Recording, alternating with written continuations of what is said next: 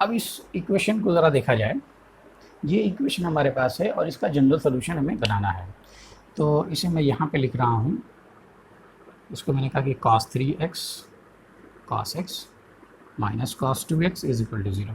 यहाँ पे cos c plus cos d formula लगाएंगे, ये हो जाएगा 2 cos c plus d by 2 4x by 2 into cos c minus d by 2 यानी 2x बाई 2, और यहाँ से हमको cos 2x दिख रहा है। ठीक है, देखिए इस इक्वेशन को सॉल्व करके हमें x की वैल्यू फाइंड करना है कि x की वैल्यू क्या होगी।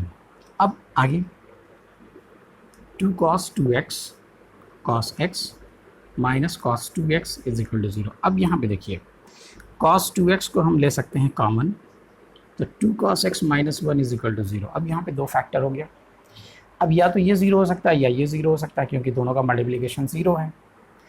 तो हमने कहा कि cos 2x is equal to 0 और 2 cos x minus 1 is equal to 0।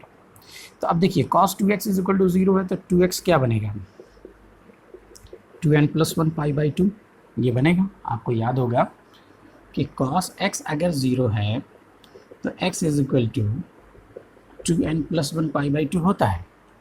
तो उसी तरीके से 2x is equal to 2n plus 1 pi by 2 होना चाहिए। अब यहाँ पे देखें हम, यहाँ से हमको मिलेगा cos x is equal to 1 by 2। ठीक, अब आगे चलें,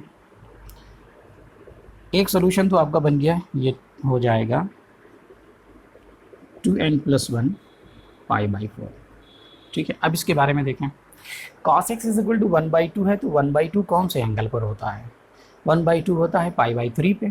तो हम यहाँ पे लिख सकते हैं cos x is equal to cos pi by 3। ठीक है, अब यहाँ पे देखिए, जब cos x is equal to cos theta होता है तो x की वैल्यू होती है 2n pi plus minus theta. ठीक है, where n belongs to integer. तो cos x is equal to cos theta ये है। आगे चले यहाँ पे, तो हमने लिखा x is equal to 2n pi plus minus pi by 3 where n belongs to integer. ठीक है, तो अब इस इक्वेशन के लिए ये सोल्यूशन है और एक सोल्यूशन ये है। ठीक है, यानी ये वैल्यू इसको सेटिस्फाई करेगी और ये भी वैल्यू इसको सेटिस्फाई करेगी।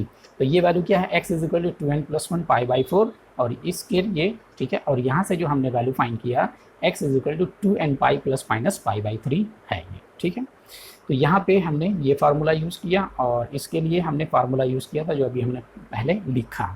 ओके, तो इस तरीके से हमने सॉल्व किया। मुझे उम्मीद है कि आपको सोल्यूशन समझ में आ गया होगा कि हम कैसे x की वैल्यू फाइंड कर रहे हैं। ठीक है, सबसे पहले यहाँ पे ये है कि जो जनरल फॉर्म है सभी इक्वेशन का वो आपको याद होना चाहिए। ठीक है, जब वो याद रहेगा तो हम आसानी से किसी भी इक्वेशन का सोल्यूशन लिख सकते हैं। ओके, चलिए ठीक है, बहुत अच्छी बात है। अब हम चलते हैं अपने नेक्स्ट क्वेश्चन पे।